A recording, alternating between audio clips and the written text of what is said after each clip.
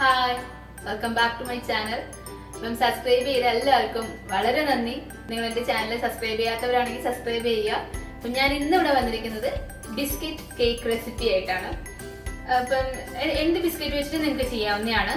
Milk biscuit ആയാലും ശരി, chocolate biscuit ആണെങ്കിലും ശരി, എന്ത് വെച്ചിട്ടാണെങ്കിലും ഞാനെങ്ങനെയാണ് ചെയ്യുന്നതെന്ന് ഞാൻ കാണിച്ചു തരാം. ഞാനിവിടെ കുറച്ച് ബിസ്ക്കറ്റ്സ് എടുത്ത് വെച്ചിട്ടുണ്ട്. ഇതിന് ഗ്രാം മാത്രം നമുക്ക് കാൽക്കുലേറ്റ് ചെയ്താൽ മതി. ഞാനിവിടെ വെച്ചിരിക്കുന്നത് 250 ഗ്രാം ബിസ്ക്കറ്റ്സ് ആണ്. പിന്നെ 1 കപ്പ് മെഷർമെൻറ്റ് ഗ്ലാസ്സിൽ 1 cup milk plus 1 egg, baking powder, ഇതെല്ലാം കൂടെ നമ്മൾ മിക്സിയിലിട്ട് ബ്ലെൻഡ് ചെയ്തെടുക്കുകയാണ് ചെയ്യുന്നത്. അപ്പോൾ ആദ്യം നമുക്ക് ഈ ബിസ്ക്കറ്റ് മൊത്തം നമുക്ക് മിക്സിയിലിട്ടൊന്ന് ബ്ലെൻഡ് ചെയ്തെടുക്കാം. ഇപ്പം നമുക്ക് ബിസ്ക്കറ്റ് നന്നായിട്ട് പൊടിച്ചെടുത്ത് വെച്ചിട്ടുണ്ട്. ഇതിലേക്ക് നമുക്ക് എടുത്ത് വെച്ചിരിക്കുന്ന മുട്ട ചേർത്ത് കൊടുക്കാം. അതിനുശേഷം നമുക്ക് പാല്, നമ്മൾ എടുത്ത് വെച്ചിരിക്കുന്ന 1 കപ്പ് പാലാണ്, അതിന് നമുക്ക് ആദ്യം 1/2 കപ്പ് ഒഴിച്ച് നന്നായിട്ടൊന്ന് ഇളക്കി കൊടുക്കാം. ഇതിനകത്തേക്ക് 1 ടീസ്പൂൺ ബേക്കിംഗ് പൗഡർ നന്നായിട്ടൊന്ന് നമുക്ക് ഇളക്കി മിക്സ് ചെയ്ത് കൊടുക്കാം. ഇതിനകത്തേക്ക് ബാക്കിയിരിക്കുന്ന പാലും കൂടെ ഒഴിച്ച് നന്നായിട്ടൊന്ന് മിക്സ് ചെയ്തതിന് ശേഷം ഒന്ന് മിക്സിയിലിട്ട് ബ്ലെൻഡ് ചെയ്തെടുത്ത് കഴിഞ്ഞാൽ നല്ല സ്മൂത്ത് ആയിട്ടുള്ള ബാറ്റർ നമുക്ക് കിട്ടും. ഇനി നമുക്ക് മിക്സർ ഉണ്ടെങ്കിൽ അത് വെച്ചിട്ട് ഇതുപോലെ നല്ല ഫൈനായിട്ട് നമുക്ക് ബ്ലെൻഡ് ചെയ്തെടുത്താൽ മതി. അപ്പം ഇനി നമുക്കിത് ബേക്ക് ചെയ്തെടുക്കാൻ വേണ്ടിയിട്ടുള്ള കുക്കർ തയ്യാറാക്കണം. ഞാനിത് കുക്കറിലാണ് വെക്കാൻ പോകുന്നത്. കുക്കറോ അല്ലെങ്കിൽ നല്ലൊരു സോസ് പാൻ, നന്നായിട്ട് ടൈറ്റായിട്ട് മൂടാൻ പറ്റുന്ന മൂടിയുള്ളൊരു സോസ് പാൻ ഉണ്ട് അത്. അപ്പം അതിൽ 1 ലെയർ ഓഫ് ഉപ്പ് ഇട്ടിട്ട് ഞാൻ ഇതിനെ ഒരു പ്ലേറ്റിലാക്കി വെക്കാൻ പോവുകയാണ്.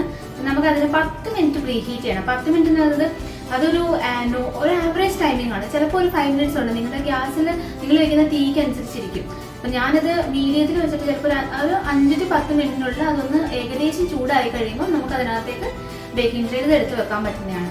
വീട്ടിലുള്ള ഏത് പാത്രത്തിലാണ് നമുക്ക് പരീക്ഷിച്ച് നോക്കാം. ഞാനിപ്പോൾ എൻ്റെ അടുത്തുള്ള ഒരു സ്റ്റീൽ പാത്രത്തിലാണ് വെക്കാൻ പോകുന്നത്. ഇനി ബേക്കിംഗ് ട്രേ ഉള്ളവരാണെങ്കിൽ ബേക്കിംഗ് ട്രേയിൽ തന്നെ നമുക്ക് വെക്കാവുന്നതാണ്.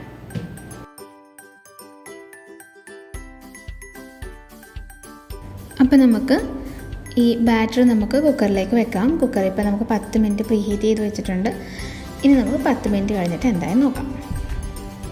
അപ്പം നമ്മുടെ കേക്ക് ഇവിടെ റെഡി ആയിട്ടുണ്ട്. നമുക്ക് ഇതിനെ ഫ്രോസ്റ്റിംഗ് ചെയ്യാം. ഫ്രോസ്റ്റിംഗ് ചെയ്യാനായിട്ട് ഞാനിവിടെ 2 ബോർബോണ്ട് ബിസ്ക്കറ്റ് എടുത്തിട്ടുണ്ട്.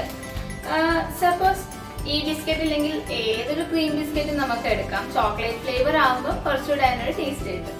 അപ്പം ഞാനിതിന് ചോക്ലേറ്റ് ഫ്ലേവർ ഉള്ള ഒരു ഫ്രോസ്റ്റിംഗ് ആണ് വിചാരിക്കുന്നത്. അപ്പം അതെങ്ങനെയാണ് ഉണ്ടാക്കുന്നത് നമുക്ക് നോക്കാം. ഓക്കെ, അപ്പൊ ആദ്യം നമുക്ക് വേണ്ടത് ഈ ഒരു ചോക്ലേറ്റ് ബിസ്ക്കറ്റുകൾ നമുക്ക് മിക്സിയിലിട്ടൊന്ന് ബ്ലെൻഡ് ചെയ്തെടുക്കുകയാണ്. അപ്പം നമ്മുടെ ബിസ്ക്കറ്റ് ഇവിടെ ഞാൻ പൊടിച്ച് വെച്ചിട്ടുണ്ട്. കണ്ടോ, നന്നായിട്ട് പൊടിഞ്ഞിരിപ്പുണ്ട്.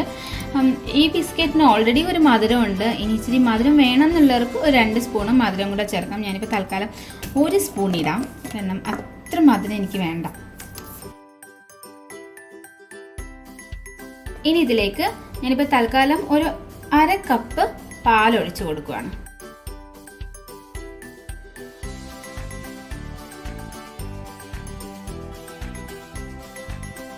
ഇനി നമുക്ക് ഇതിനകത്തേക്ക് 2 ടേബിൾ സ്പൂൺ ബട്ടറും കൂടി ഇടാം. എന്നിട്ട് നന്നായിട്ട് ഇനി ബ്ലെൻഡ് ചെയ്ത് കൊടുക്കാം. നമുക്കിതിനി ഇളക്കിക്കൊണ്ടിരിക്കുന്ന സമയത്ത് ഇതിനെ നമുക്ക് ഡബിൾ ബോയിൽ ചെയ്യണം. അപ്പോൾ അതിന് വേണ്ടിയിട്ട് നമുക്കൊരു പാത്രത്തിൽ കുറച്ച് വെള്ളം ചൂടാക്കാൻ വെക്കാം. തിളപ്പിച്ച വെള്ളത്തിൻ്റെ മുകളിലേക്ക് നമുക്ക് ഇതിനെ ഇറക്കി വെച്ച് ഇതിനൊന്ന് ഡബിൾ ബോയിലിംഗ് ചെയ്തെടുക്കാം. അപ്പം നമുക്ക് ഡബിൾ ബോയിലിംഗ് ചെയ്യാനായിട്ടുള്ള വെള്ളം ഇവിടെ നല്ല തിളച്ചുകൊണ്ടിരിക്കുന്നുണ്ട്. അപ്പം അതിന് മുകളിലേക്ക് ഇത് വെച്ച് കൊടുക്കാം. വെച്ച് കൊടുത്തിട്ട് നന്നായിട്ട് ഇളക്കി കൊടുക്കുക.